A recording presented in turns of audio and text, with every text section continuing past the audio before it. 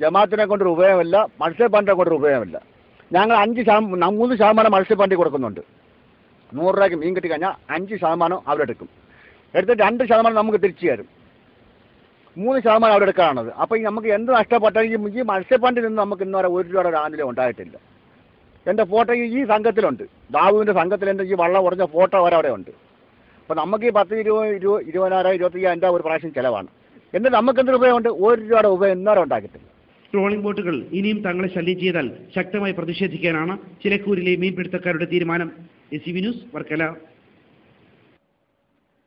ചെമ്പരത്തി ഗ്രാമപഞ്ചായത്തിലെ 7ാം വാർഡിൽ നടന്ന ഉപതെരഞ്ഞെടുപ്പിൽ UDF സ്ഥാനാർത്ഥി P. മണിലാൽ 200 വോട്ടുകളുടെ ഭൂരിപക്ഷത്തിലാണ് വിജയിച്ചത്.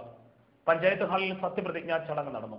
ഞെക്കാട് വാർഡിലെ UDFന്റെ കന്നിവിജയം CPM പ്രാദേശിക നേതൃത്വത്തെ ഞെട്ടിച്ചു. ചെമ്പരത്തി ഗ്രാമപഞ്ചായത്ത് കാര്യാലയത്തിൽ കോൺഫറൻസ് ഹാളിലാണ് സത്യപ്രതിജ്ഞാ ചടങ്ങ് നടന്നത്. UDFിലെ P. മണിലാൽ 7ാം വാർഡ് മെമ്പറായി അധികാരമേറ്റു. പഞ്ചായത്ത് പ്രസിഡന്റ് ജയലക്ഷ്മി സത്യവാചകം ചൊല്ലിക്കൊടുത്തു. കോൺഗ്രസിലെ P. മണിലാൽ 200 വോട്ടുകളുടെ ഭൂരിപക്ഷത്തിലാണ് ഇവിടെ വിജയിച്ചത്. ഇടതിന്റെ കോട്ടയായി അറിയപ്പെട്ടിരുന്ന ചെമ്പരത്തിയിൽ UDFിനുണ്ടായ വിജയം CPM നേതൃത്വത്തെ ഞെട്ടിച്ചിരിക്കുകയാണ്. ഞെക്കാട് വാർഡിൽ കന്നി വിജയം കരസ്ഥമാക്കിയ UDF ഇപ്പോൾ തികഞ്ഞ ആത്മവിശ്വാസത്തിലുമാണ്. കഴിഞ്ഞ തദ്ദേശ സ്വയംഭരണ തെരഞ്ഞെടുപ്പ് മുതൽ ചെമ്പരത്തിയിൽ CPMന്റെ അവസ്ഥ പരിതാപകരമാണ്.